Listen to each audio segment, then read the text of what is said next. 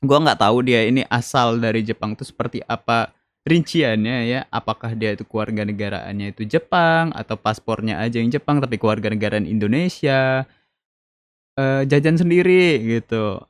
Ya bagus artinya dari Naila gitu. Dia udah bisa bahasa Indonesia dan sekarang pun udah mulai ada bahasa-bahasa gaul yang mau dicoba sama dia, atau bahasa-bahasa daerah juga. Dia itu punya karakter muka yang unik ketika hadir ya. Anaknya ponian, rambutnya panjang, terus, pipinya sedikit chubby. Kalau misalkan dia suatu saat jadi member inti dan JKT48 punya, eee, program kayak atau diundang deh ke Jepang gitu sama AKB gitu kan, ataupun sister group lainnya yang ada di Jepang, terus mereka ketemu, komunikatornya itu salah satunya bisa dari Naila gitu loh. Halo, ya siapa ini? Hmm, terlihat berbeda. Ya, ini adalah wujud asli gue ya, wujud asli. Ya, mencoba penampilan baru ya guys, karena capek juga pakai topi terus ya. Seperti yang kalian tahu kalau gue rekaman tuh suka banget pakai topi karena ya biar nutupin rambutnya, karena males styling rambut itu lebih tepatnya. Jadi ya memutuskan untuk potong pendek biar lebih enak aja kali, untuk rekaman salah satunya, untuk keseharian juga. Oke, kali ini kembali lagi bareng gua Dodi Igun di sini di channel Dots ID, dan seperti biasa gua akan ceritain salah satu konten andalan gua. Bener nggak sih ceritain? Iya, ceritain salah satu konten andalan gue yaitu Birthday Girl, di mana gua akan bahas member yang berulang tahun. Member yang ulang tahun kali ini itu adalah trainee, lagi-lagi trainee generasi 12 kedua yang gue bahas, dan inilah birthday girl ketiga di bulan Juni ya. Setelah sebelumnya itu ada Morin dan Ellie, kali ini ada member dari generasi 12 ulang tahun ke-17 tahun, lahir di 18 Juni 2007. Dia adalah Naila Suji dari generasi 12. Ulang tahun ke-17 ya. Wah, ternyata dia ini udah 17 tahun. Sweet 17 ya, happy Sweet 17 untuk Naila Chan. Sudah 17 tahun. Dan Naila ini adalah salah satu trainee generasi 12 yang paling unik ya. Oh, enggak, kurang tepat kata-katanya. Salah satu trainee generasi 12 yang unik. Kenapa? Karena dia ini berasal dari Jepang. Gua nggak tahu dia ini asal dari Jepang tuh seperti apa rinciannya ya, apakah dia itu kewarganegaraannya itu Jepang, atau paspornya aja yang Jepang tapi kewarganegaraan Indonesia. Kalau misalkan dia kewarganegaraan Indonesia tapi paspor Jepang, jadi dia bisa buat KTP Indonesia di umur yang 17. Iya kan? Kalau di Indonesia itu bisa milih kewarganegaraan di umur 17, karena 17 itu sudah bisa buat KTP atau tanda pengenal. Coba kalian kasih tahu gue, apakah benar di 17 tahun itu orang-orang atau sebagai ya pokoknya di Indonesia itu bisa memilih kewarganegaraan itu di umur 17? Apakah benar? Jadi karena gue kemarin ketemu gue sempat lihat live-nya Lily dari generasi 12 juga. Dia itu keturunan Amerika. Ya, dia punya 2 kewarganegaraan, dan dia juga tahun ini 17 tapi belum ulang tahun ya. Dia juga bakal nentuin katanya kewarganegaraannya. Chelsea pun begitu ya kan. Chelsea kan Australia Indonesia.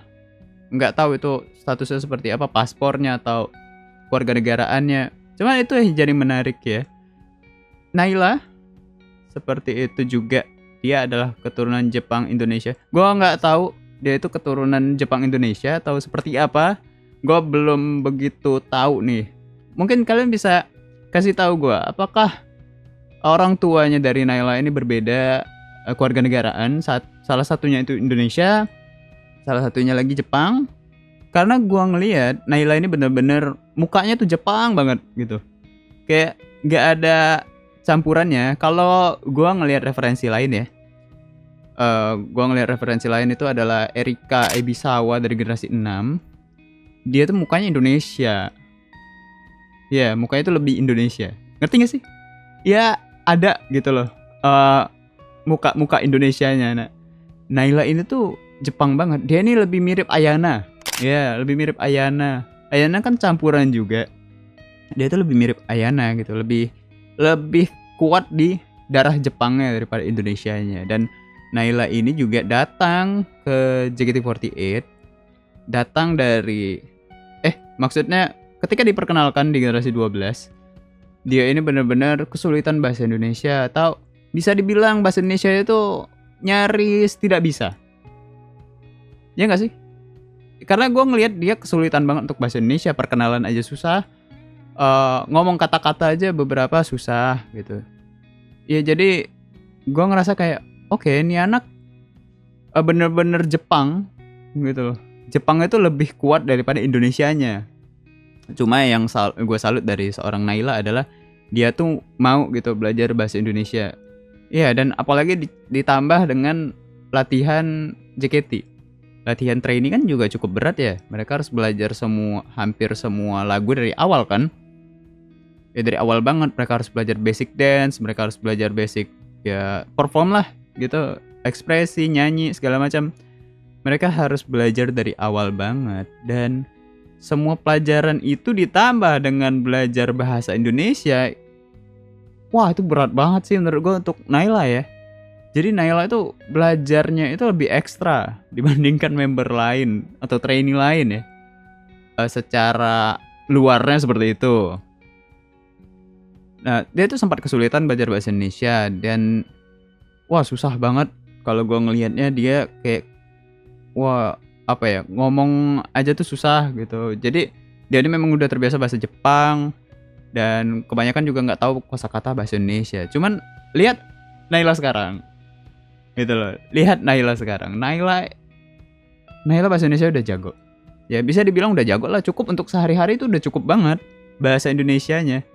Dia yang awalnya nggak bisa kemana-mana itu sendiri ya, harus ditemenin biar mungkin bisa dibilang ada translatornya, ataupun juga nggak nyasar gitu kan, ataupun juga nggak tipu orang gitu karena nggak bisa bahasa Indonesia dengan baik.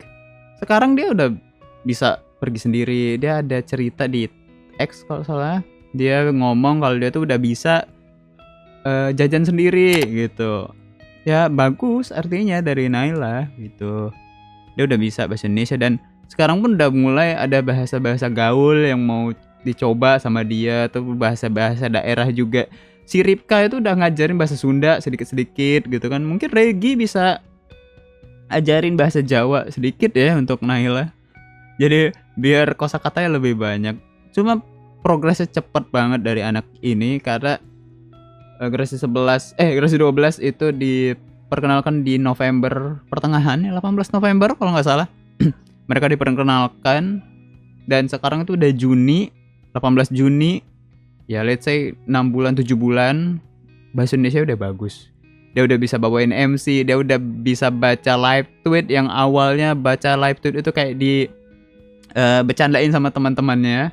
Kayak Naila baca dong, yang panjang-panjang disuruh baca ya kan, terus disuruh baca lagi. Sekarang udah mulai mau nolak. Sekarang udah mulai ya udah, siapa takut gitu loh, gue bakal baca nih live tweet sebanyak mungkin gitu. Tapi itu jadi hal yang menarik dari Naila ya. Jadi power bagi dia untuk menarik lebih banyak fans, jadi lebih terlihat juga. Jadi kayak ketika diperkenalkan pertama kali, Naila itu tanpa harus mencuri perhatian banyak penonton, dia sudah mencuri perhatian penonton ataupun fans ya, karena dia unik. Dia punya keunikan itu. Dia punya keturunan dari negara lain, itu sudah sangat menarik gitu. Sama halnya dengan Chelsea di generasi 11, dan mungkin di masa lalu itu ada Ayana, ada Erika juga. Terus di generasi 1 itu mungkin bukan keturunan, cuma ya orang asing yang ikut di JKT gitu. Itu dari Haruka. Dan gua harap Naila kedepannya juga bisa menjadi seperti mereka ya. Kakak-kakak yang punya keturunan Jepang ataupun memang berasal dari Jepang, dan bisa jadi sukses di JKT48 ataupun di luar JKT48 nantinya karena punya keunikan itu. Yang gue lihat dari Naila itu sangat serius belajar bahasa Indonesianya. Dia tuh serius banget belajar bahasa Indonesia karena apa ya? Mungkin memang tuntutan dari sebagai member JKT48 atau sebagai trainee JKT48 untuk membawakan lagu itu kan harus benar ya ngomongnya gitu loh, harus tahu juga ini tentang apa sih gitu. Nah, dia tuh benar-benar serius belajar itu. Dia mau apa namanya? Belajar per kata itu mau gitu loh. Oh, ini apa ya gitu loh. Oh, ini tentang apa ya gitu loh. Ini artinya apa gitu loh. Kata-kata yang apa? Yang jarang dia temuin atau belum pernah dia temuin, dia mau nanya gitu. Dia mau belajar, oh ya cara ini seperti ini, cara ini seperti ini. Cara bukan cuma soal bahasa tapi kultur ya, budaya Indonesia pun dia mau belajar. Budaya dalam hal bukan budaya yang gimana-gimana ya, tapi lebih ke budaya kayak budaya sehari-hari gitu loh. Cara chatting zaman sekarang itu seperti apa, cara orang berinteraksi di sosial media seperti apa di Indonesia. Dia mau belajar itu dan dia belajarnya dengan serius. Itu yang keren banget dari Naila ya. Soal belajar bahasa, gue acungin 2 jempol lah. Itu keren banget dari Naila, dia bisa progresnya sebanyak itu dalam 7 bulan ya. Dan gue penasaran dia itu tinggal sendirian atau seperti apa di Indonesia, gue nggak tahu. Cuma wah gokil, apa adaptasinya tuh cukup positif dari Naila ya. Dan sekarang tuh dia komunikasinya baik komunikasinya bagus banget ke fans ataupun ke penonton ataupun ke sesama member ya. Komunikasi udah bagus. Apa namanya, sesi MC pun udah lebih baik lah ya. Ya gue nggak tahu kalau di sesi video call apakah teman-teman yang sudah pernah video call Naila itu seperti apa Naila di video call. Kalian mungkin bisa ceritain ya, atau kebanyakan yang video call Naila itu kebalikannya, yang malah yang mau belajar bahasa Jepang ya kan. Ya bisa juga. Cuma gue penasaran gitu gimana cara komunikasinya Naila sekarang di video call. Dan salah satu metode belajar dari Naila juga adalah melalui live stream ya, melalui showroom dan IDN Live. Dia juga suka gitu nge-live, dan live-nya tuh nggak sebentar-sebentar banget ya, setengah jam, ada yang pernah sejam juga. Dia mau lu cerita-cerita gitu kan. Kalau dia memang tahu kata-kata yang mau dia sebutin, yang mau dia ceritain dengan bahasa Indonesia, dia bakal cerita. Itu bagus loh, progres yang bagus. Dan dia tuh suka juga misalnya minta pendapat, gimana bahasa Indonesia aku, gimana kata-kata ini tuh apa sih artinya. Dan dia tuh mau sharing juga metode belajar dia. Dia tuh kayak beli buku gitu ya. Kalau kita sebagai orang Indonesia ngelihat buku yang dia pelajarin itu receh banget. Itu kayak pelajaran apa, kata-kata kayak anak TK, anak SD. Cuma itu membantu dia banget, dan itu penting bagi dia buat belajar kata-kata dulu lah gitu. Habis itu baru kalimat segala macam. Ya menurut gue sekarang itu belum, yang penting tuh bisa berkomunikasi aja dulu gitu. Untuk masalah bicara formal segala macam itu urusan nanti lah ya. Yang penting dia bisa berkomunikasi, apa yang dia komunikasikan itu tersampaikan ke kita, kita ngerti. Dan apa yang kita sampaikan ke dia, dia ngerti. Itu aja dulu yang penting. Nah itu dia ya untuk bahasa ya. Secara bahasa banyak yang bisa dibahas dari Naila untuk masalah dia belajar bahasa ya. Hal lain dari Naila ya selain bahasa, menurut gue dia itu punya karakter muka yang unik ketika hadir ya. Anaknya ponian, rambutnya panjang, terus pipinya sedikit cabi ya. Tapi dia malah nggak suka pipinya seperti itu. Dia mau lebih apa ya, pipinya lebih kecil gitu kata dia. Dia mau lebih terlihat apa ya, ya pokoknya dia nggak begitu suka pipinya seperti itu. Dia mau pipinya itu lebih kecil. Jadi dia itu ngecilin pipi ya. Bener nggak kata-kata gue ya? Dia ada di salah satu live-nya, dia kasih tahu metode dia mau kecilin pipi itu gimana. Dia coba banyak hal loh, dan ternyata setelah dilihat-lihat progresnya Ya, pipi dia mengecil. Pipinya Naila itu mengecil. Jadi kayak ya kedepannya pipinya akan semakin mengecil kalau dia ngelanjutin programnya ya. Ya mungkin bagi sebagian orang ngelihatnya gemes gitu kan. Cuma kita nggak tahu ya dari sisi cewek ya, apalagi member gitu. Ya kayak ini, kayak siapa namanya? Kayak Cepio waktu zaman trainee tim T sama sekarang kan beda. Pipinya hilang. Nah, apakah Naila akan seperti itu juga? Ya, semoga nggak terlalu banyak yang hilang ya. Ya seperlunya aja lah yang hilang gitu. Karena gemes banget, anaknya lucu gitu dengan pipinya seperti itu. Ya, dia harus tahu sebenarnya pipinya itu lucu banget. Itu mendukung performance-nya. Ya cuma ya terserah ya anaknya mau seperti apa. Itu pilihannya dia. Oh iya, balik lagi ngomongin bahasa, gue baru inget kayak kalau misalkan dia suatu saat jadi member inti dan JKT48 punya program kayak atau diundang deh ke Jepang gitu sama AKB gitu kan, ataupun sister group lainnya yang ada di Jepang, terus mereka ketemu, komunikatornya itu salah satunya bisa dari Naila gitu loh. Walaupun sekarang udah banyak gitu member-member yang bisa bahasa Jepang kayak Vioni bisa lah basic. Flora kan kuliahnya ini ada hubungannya dengan Jepang juga, apa ya, sastra Jepang, budaya Jepang kalau nggak salah ya, koreksi juga kalau gue salah. Dan siapa namanya, Freya ya, Freya juga bisa gitu jadi translator buat member-member. Dan ternyata generasi 12 juga banyak kok yang bisa bahasa Jepang ya, gue cukup kaget. Bahasa Jepang, Korea, mereka banyak yang bisa. Dan kembali lagi ke Sasha ya, selain soal bahasa, Sasha Naila ini di awal itu dibantu sama Sasha ya, banyak dibantu sama Sasha. Dia juga deket sama Sasha dan ya maunya sama Sasha, itu aja gitu loh yang terjadi antara Naila dan Sasha di awal. Tapi cuma sekarang entah kenapa Sasha itu lagi sibuk ya, mungkin dia itu sibuk kuliah, dan kuliahnya Sasha tuh nggak di Jakarta ya, nggak sih, jadinya dia harus off JKT48 dulu kayaknya. Itu asumsi gue ya, gue nggak tahu nih apa yang terjadi sebenarnya. Cuma ya jadi jarang momen mereka bersama, jadinya ya Naila ini sama siapa aja lah sekarang gitu. Ya kalau dulu kan sama Sasha melulu gitu, keluar sama Sasha, di JKT sama Sasha. Sekarang Sashanya lagi ada kesibukan lain dan jarang kegiatan, jadinya ya Naila sama siapa aja gitu. Dan Naila ini untuk masalah kelebihan ya atau potensi yang gue lihat di awal dia menjadi trainee saat ini, itu dia tuh ada di bidang dance. Ya dia suka cover dance di TikTok.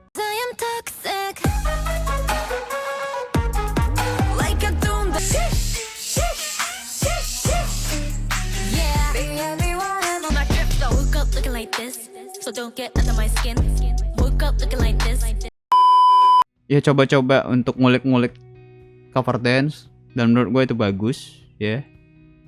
Ya nggak apa-apa gitu loh, tunjukin aja semua bakat yang dipunya gitu loh. Siapa tahu nanti karena dance kan berguna banget ya di JKT gitu loh. Nyanyi, dance, apalagi bakat-bakat kayak ngelawak itu juga bakat yang berguna loh. Salah satu yang berguna, swear.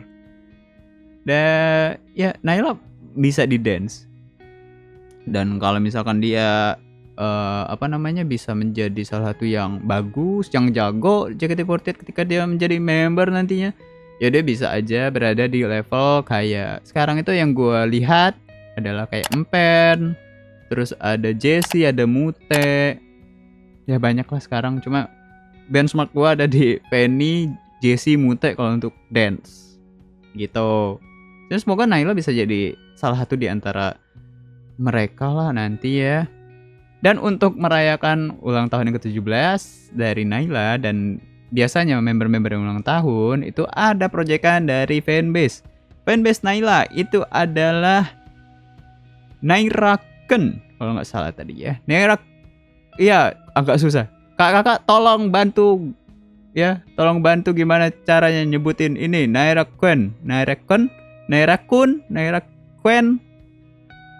Ya, pokoknya ini ya Twitter account dari fanbase-nya Naila. Ya, lagi-lagi gue butuh bantuan untuk menyebutkan nama fanbase-nya, ya. Dan ya kalian bisa lihat di Twitter account dari Nairaken, kalian bisa ramein hashtagnya, kalian bisa ucapin anaknya di hari ulang tahunnya yang ke-17, kalian bisa ramein kalian bisa ramein hashtagnya, kalian bisa buat project apapun buat dia, buat anaknya happy di hari ulang tahunnya. Jadi sekali lagi selamat ulang tahun buat Naila yang ke-17. Semoga ya jadi makin dewasa, bahasa Indonesia yang makin jago, dance-nya makin jago, dan bisa jadi inspirasi bagi adik-adiknya ya, karena ya 17 tahun. Adik-adiknya banyak di generasi 12 gitu. Jadi semangat terus buat Naila belajar bahasa Indonesianya ya terutama. Dan ya itu dia untuk birthday girl dari Naila yang berulang tahun ke-17. Selanjutnya kita akan ketemu beberapa hari lagi. Cuma beda berapa hari tuh? 18, 19, 20, 21, 3 hari, 5 hari ya. Cuma beda 5 hari dari Naila. Kita akan ketemu di 23 Juni, ulang tahun dari Gendis Mairanisa, kalau nggak salah namanya. Generasi 11 ya. Kita akan ketemu di 23 Juni. Kalau gitu, terima kasih teman-teman telah menonton video ini sampai detik ini. Kita akan ketemu lagi next video. Kalau gitu, gue dari Gun pamit. Bye-bye.